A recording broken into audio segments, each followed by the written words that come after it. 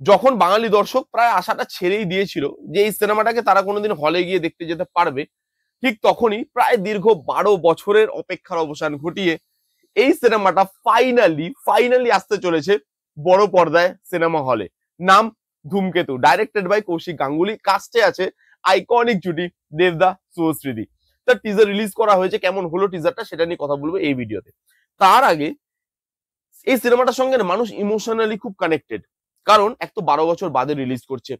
12 বছর আগে দেবদা যে ধরনের রোল করতো সেখান থেকে হাটকে গিয়ে সিনেমাটা তৈরি করা, এবং কৌশিক গাঙ্গুলি ইন্টারভিউতে বলেছে এটা নাকি দেবদার ক্যারিয়ারের বেস্ট পারফরমেন্স।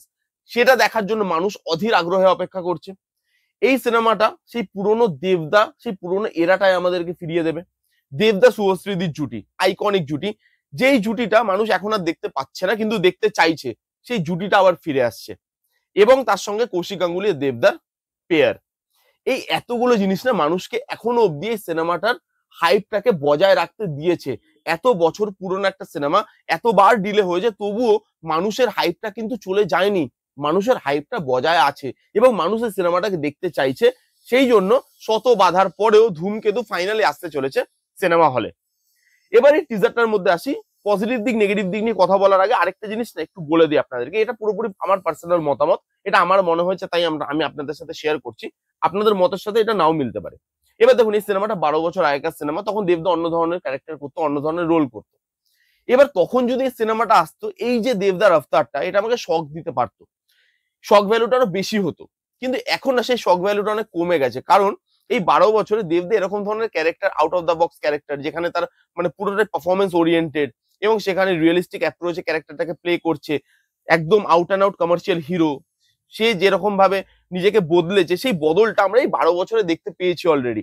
সেই জন্য এখানে যে ক্যারেক্টারটা সে প্লে করছে, সেখানে যেভাবে মানে ম্যানারিজম করছে, পারফর্ম করছে, সেই জিনিসটা আমাকে আলাদা করে শক ভ্যালু প্রোভাইড করতে পারছে না।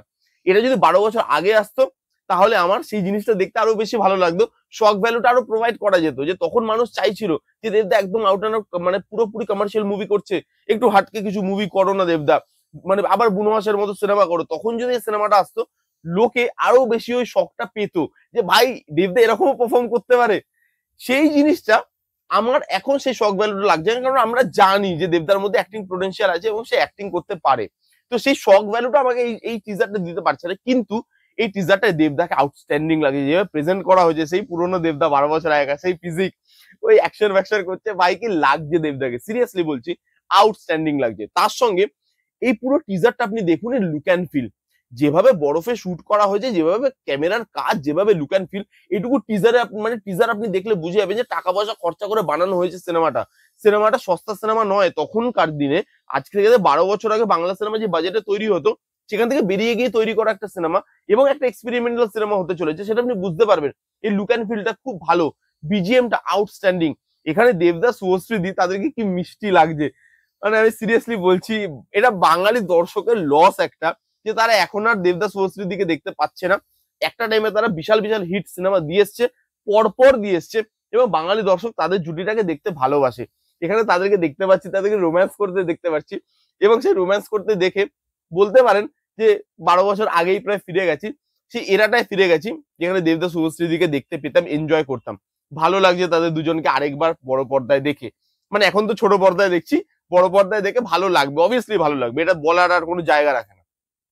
এখানে কাস্টিং খুব ভালো, পরমদা আছে, চিরঞ্জিত স্যার আছে, এখানে রুদ্রনীল দা আছে, তাদেরকে খুব ভালো লাগছে দেখে।